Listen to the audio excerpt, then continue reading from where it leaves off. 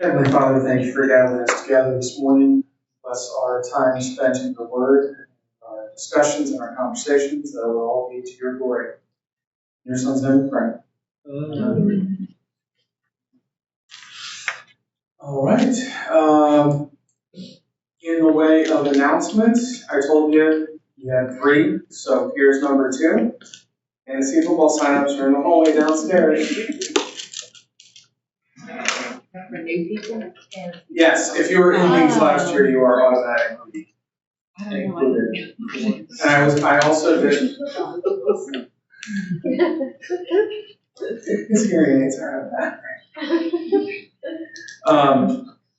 It said actually, so looking at fantasy football sent me down a little bit of a rabbit hole in a way that I think is good. But so for anyone who doesn't know, one of the things that we did with the fantasy football leagues is at the end of last season they were ranked. So now we don't have 5 fantasy football leagues. We have a best fantasy football league, a second best fantasy football league, all the way down to the league that is now named the Anchors of Hope. We're grounded. It is a well-grounded league. But at the end of the season, also the top 2 players from every league got to move up, and the bottom 2 players from every league were relegated to the lower. This is what Europeans do for soccer. I thought it would be a cool way for it to actually be one thing instead of just 5 groups of people doing their own. So, in light of that, to send fantasy football invitations, you need emails. So I was like, okay, I need these people's emails. And then I looked and I was like, I don't have these emails. Because they were written down on a sheet, and after I was done setting up the leagues last year, I threw it away. It's paperless. So I looked at the email I sent to everyone, and I was like, I don't know whose email is whose. Because some contacts I have saved, obviously, and then some people have their name in their email.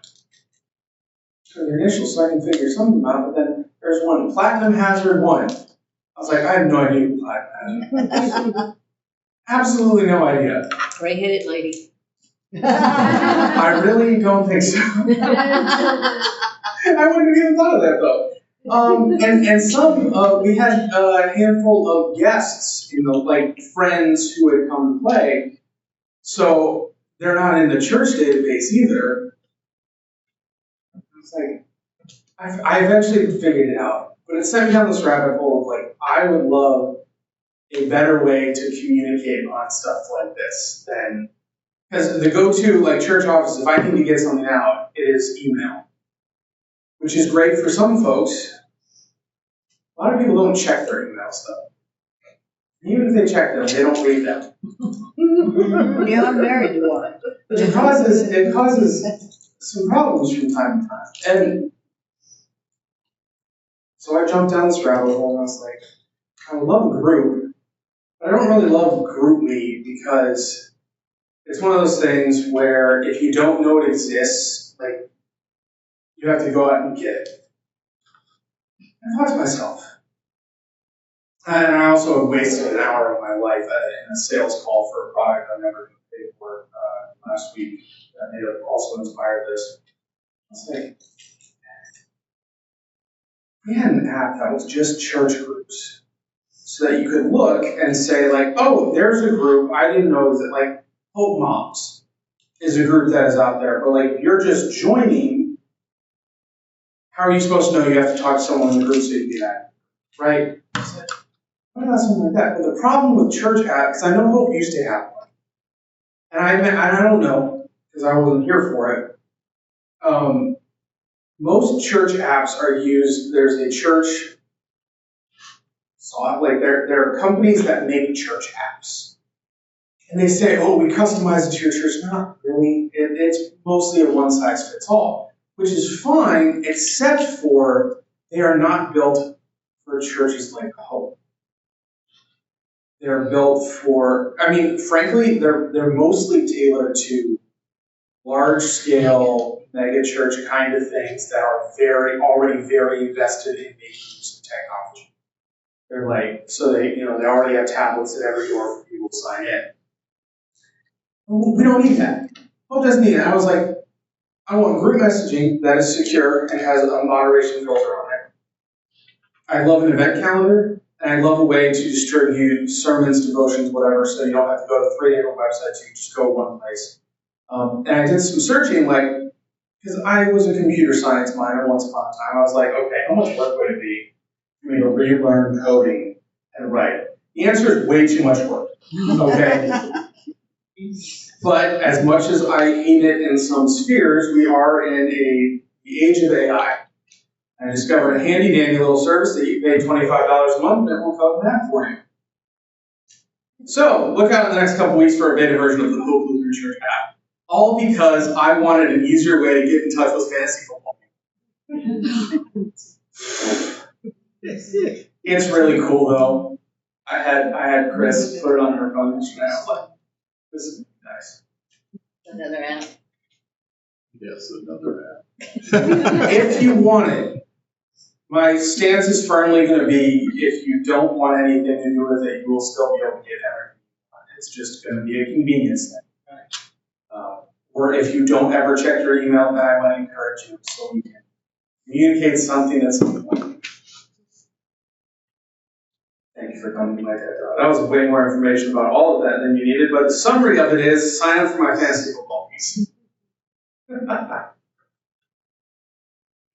Other than that, there's a family movie night on Saturday night if you are interested.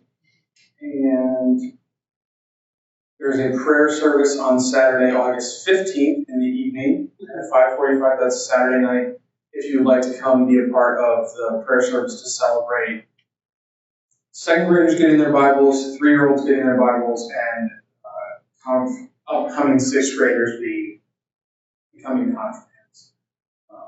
We will also be doing a blessing in service on Sunday morning, so it's not like you don't even see them if they're not, but we're going to do a prayer service on Saturday night. We'll look forward to it. So everyone is welcome to that at 5:45 in Sanctuary.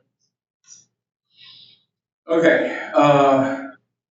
Any questions, whether it's about announcements or Bible stuff, devotions that have come up, sermons that have bothered you?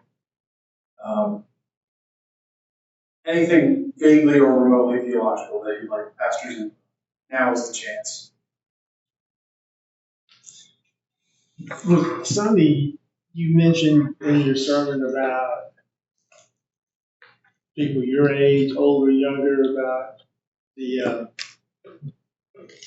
I don't like my job, that complaining about the wages, whatever. Yeah. The only comment I have is that's no news. That's been going on for ages. Yeah. The only difference is that back in the day, it was a one-on-one conversation between me and Paul. Or Yeah, John. you could convince your boss that, or you your group of friends. Now with today, you got social media. It's like, let's just broadcast it to everybody. yeah. So I have 2 remarks on that. That put me somewhere in the middle of chaotic control on the issue. The first is, if everyone in the world is complaining that they are not getting paid what they're worth, is everybody underpaid, or are we overinflating our wages? That's Probably the second one now. well, and I genuinely suspect it's probably both. Like, there are definitely some people who they say, I deserve more, and I'm like, no, you do not. You suck. You don't deserve more. There's a comedian who, because everybody makes big hay about the jobs numbers, like unemployment at 5% or whatever. There's a comedian who made a point. He's like, 95% of the people I know do not deserve to be employed. Like, I'm kind of surprised only 5% aren't. If I was hiring, I wouldn't hire 95% of you. I'm like, oh, well, there's a fair point there. So that's the one side, is I do suspect, and in part because social media and everybody's always comparing themselves to everybody else, there is an element of, we have an inflated sense of self. On the other hand, to bring me back into neutral territory on the comment of wages, if you track average pay versus cost of living over the last last 20 to 50 years. Cost of living exponentially is rising higher than wages appropriately. So, like my brother got his first job a couple years ago out of college. He got his first job as a Lutheran school teacher. He's getting paid $33,000 some dollars a year, whatever. And my mom's like, "Oh, that's so much higher than when I started." I was like, and it's like 5,000 more than when she started. Yes. But, and I was like, "Mom, how much did you pay in rent when you first came out?" She gave it was probably maybe a couple $100. Like, the cheapest rent Nathan would be able to find is at least $1,000.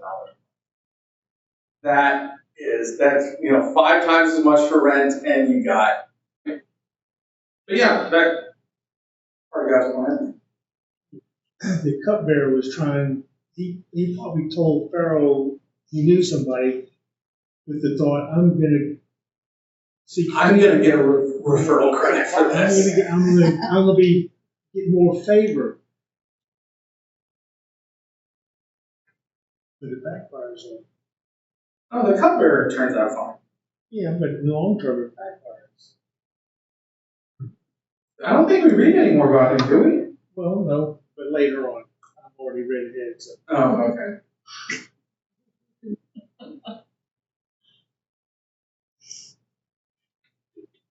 What do you think, John?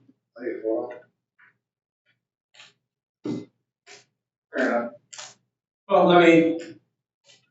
do not get into this. This is an idle question.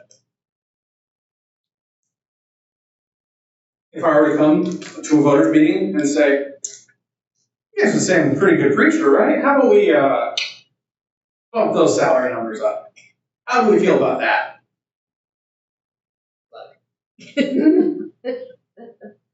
Especially Catherine will throw something. She's like, "I already have the budget figured out. Don't change it."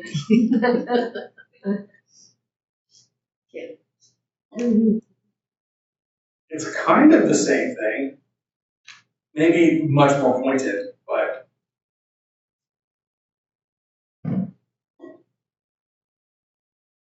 Well, we're taught that do because it's the right thing to do, not that you're going to get something. Yeah.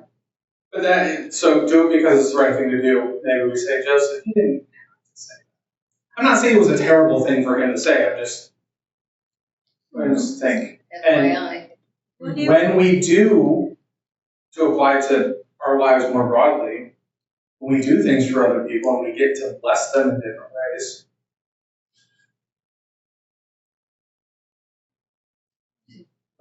He was saying, he was kind of going back to that whiny self, too. It was a little bit. I kind of deserve to get out. I don't belong here.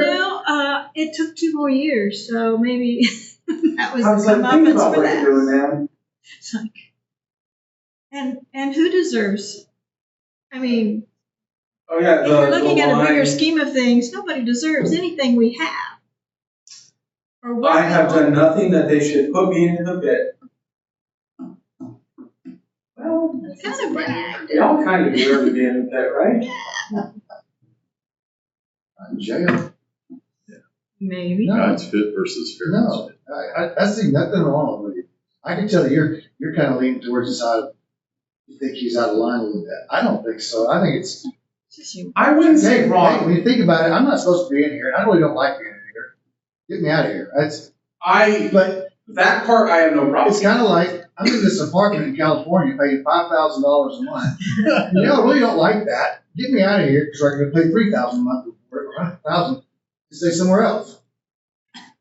Yeah. I mean, No, at some point, his sentiment toward the end, I don't belong in this human prison.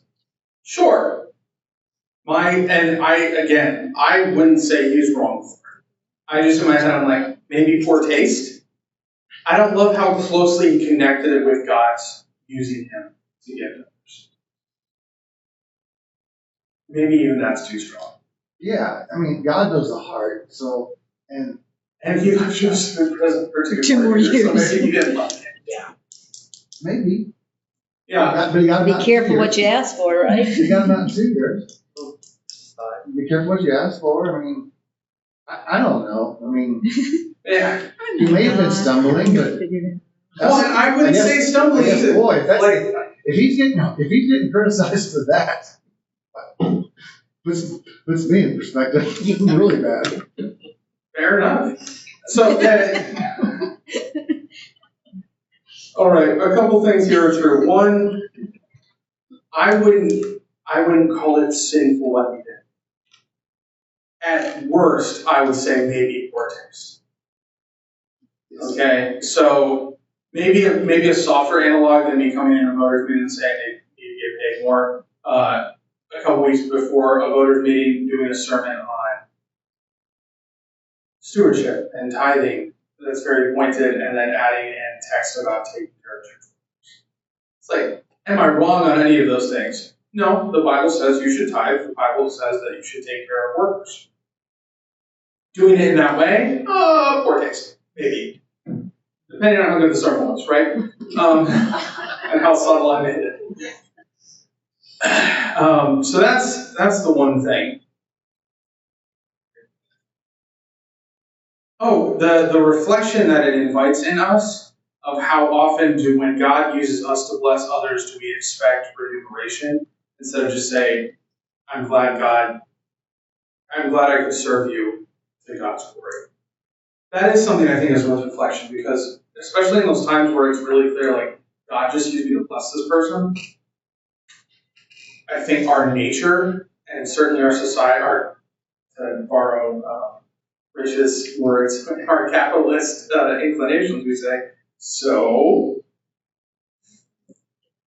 that was a pretty great thing that just happened. And maybe we ought to be tamping those influences down and just saying, glad I could serve. Yeah. So, yeah.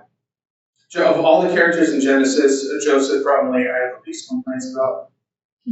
I mean, the major complaint is he was, and maybe that's his defining is a little bit poor taste, like when he's sharing the dreams with his brothers. It's like, I mean, it was fine. I wouldn't recommend it. Maybe take a different approach, but not necessarily wrong. Although my mother might disagree that setting up the fire, I may or may not have been accused of being a fire starter conversation. You? Really? Never. We actually built up quite a metaphor around it. One of my brothers pours the gasoline on, the other one lights the match, and then one more tosses it on the pile just so we can all see it burn from a safe distance. We have fun. Okay, so 2 more things. We might just do one more thing. We've had a lot of good conversation. In verse 19, this is just commentary. So the cupbearer gets his interpretation first. Here's the dream. After 3 days, Pharaoh is going to restore you to your position. All's going to be good. And the baker's hearing this, and he's like, my dream had a lot of 3s in it. What's my dream mean? And I'm sure he's like hoping and expecting that it's going to be similar. And then Joseph says in verse 19, in 3 days, Pharaoh will lift up your head from you and hang you on a tree, and a bird will eat the flesh. Oof. Like, can you imagine here? That would be the worst possible thing to hear.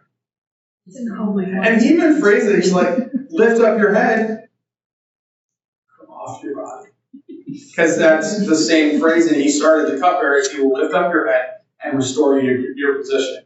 And he flips it, he gets him halfway through the sentence before he's like, he's gonna kill you. That you gotta kind of feel for the guy. But in measure, because we don't know what he did to get in prison. So he might have deserved the emotional damage that preceded this. Okay? We don't know.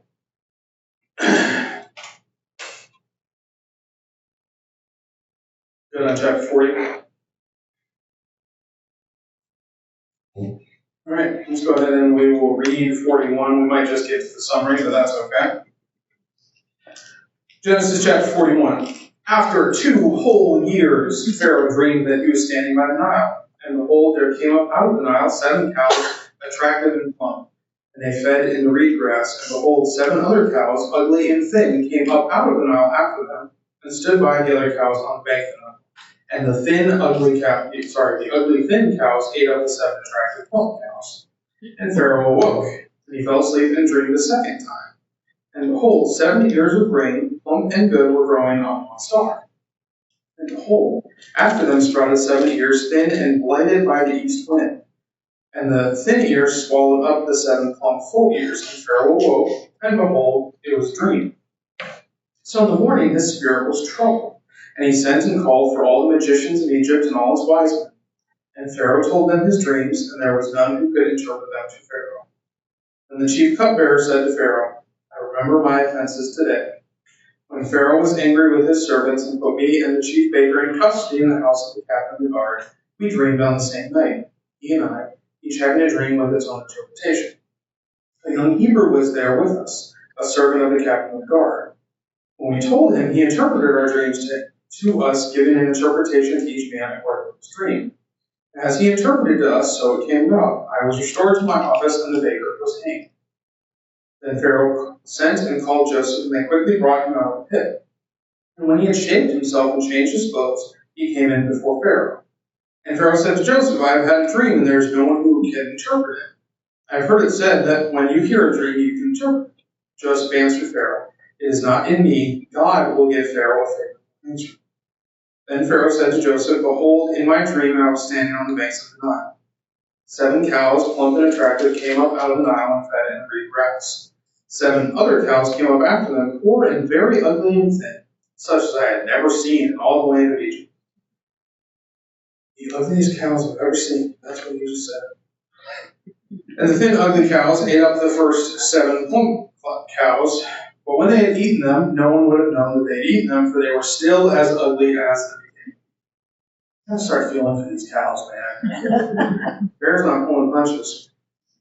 Then I awoke. I also saw in my dream 7 ears growing on one stalk, full and good. 7 ears withered, thin, and blighted by the east wind sprouted up after them, and the thin ears swallowed up the 7 good ears. And I told it to the magicians, but there was no one who could explain it. Then Joseph said to Pharaoh, the dreams of Pharaoh are one. God has revealed to Pharaoh what he is about to do. 7 good cows are 7 years, and the 7 good ears are 7 years. The dreams are one.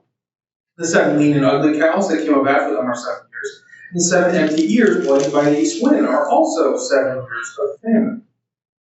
It is as I told Pharaoh, God has shown to Pharaoh what he is about to do.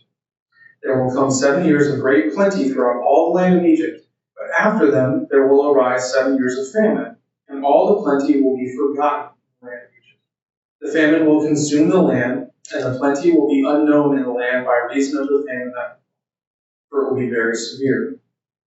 And the doubling of Pharaoh's dream means that the thing is fixed by God, and God will shortly bring it about. Now therefore, let Pharaoh select a discerning and wise man and set him over the land of Egypt. Let Pharaoh proceed to appoint overseers over the land and take 1/5 of the produce of Egypt during the 7 plentiful years. And then let them gather up all the food of the good years that are coming and store up grain under the authority of Pharaoh for food in the cities, and let them keep it. That food shall be a reserve for the land against the 7 years of famine that are to occur in the land of Egypt, so that the land may not perish through the famine. All right. So in summary, God sends prophetic dreams to Pharaoh. The cupbearer remembers Joseph, and Joseph interprets Pharaoh's dreams and gives him a course of action for this future that God has warned Pharaoh about. So, give you a couple minutes to look at those 36 verses and just see what questions do you have, what stands out to you, what would you like to highlight right off the bat. Yes, sir. It's interesting, especially given the whole God rewards those who stand up to themselves versus they sit by and be passive. Joseph is maybe humbled, and as opposed to, hey, I did these great things, remember me to your master. Now he's saying, oh, God is actually the one doing prophecy, not me. Yeah. And that's certainly something from Joseph's interactions here that we can and should emulate, as he recognizes his glory is from God. And I think it's probably a more natural thing to do when it's something that is so clearly, like the interpretation of dreams is a more supernatural feeling kind of thing. But giving your time in a food pantry, that feels less that feels like a good thing we're doing. And it doesn't feel so supernatural, but it would also be appropriate, so thank you for coming in and serving today. If our response is, God blessed me with the ability to come in. Like, he gave me arms and legs that work, that I can come and sort food. And I think we're less quick to go there when it's kind of that physical thing, because we don't often think of how God is the giver of even our ability to move and do. I mean, if we're asked about it, sure, like we know that to be true, but it doesn't always necessarily live on the forefront of our minds. So, and to Joseph's credit, hold on. He did say initially, do not the interpretations belong to God, to those prisoners too. So he's been consistent with crediting God. It's just at the end but there. They return. And we'll say a soft turn. Don't want to discredit the man too much. All right, other questions? Comments, highlights?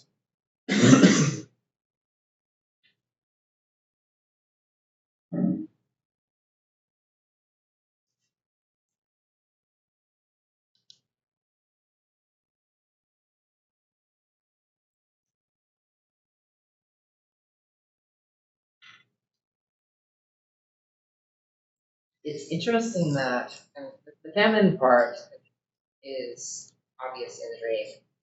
I wouldn't have read those signs and gone, hey, doubling of the Pharaoh's dream is going to be coming shortly as well. Maybe it's because of what you dream, but... Yeah.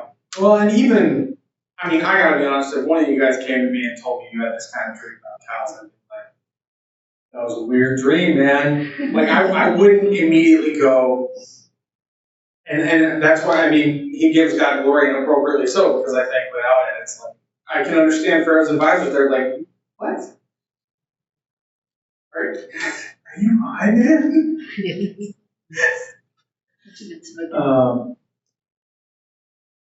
So, God certainly guided the interpretation there.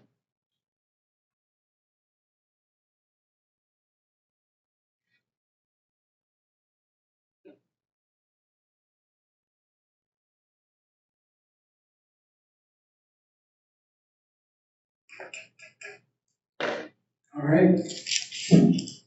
Oh, I think we are going to stop there for the day. We've got a couple minutes left, but I don't want to kind of cut off the following conversation and notes. So we'll go ahead and pray, and we will pick up in 2 weeks. A reminder for everyone who missed, August 13th, next Thursday, we will not have class. It is not on your schedule. Again, my apologies for that. We originally were not going to have a circuit meeting in August, but then in light of the convention that happened a couple weeks ago, the circuit counselor did call a circuit meeting just so we can kind of go over it. And because your pastor did not pay attention to any of it, it is probably important that I go to this meeting so that if there was anything I really needed to hear about, I have a chance to hear. So. We're also not here the next week, because it's 3 weeks from now. Yes? Or not here. It's next week. Did I put it in? And you cancel the following week. You have training. Yes, tiny treasure training. Okay, the schedule is right other than 13, is what I'll say. For right now. For right now. It changes too much else.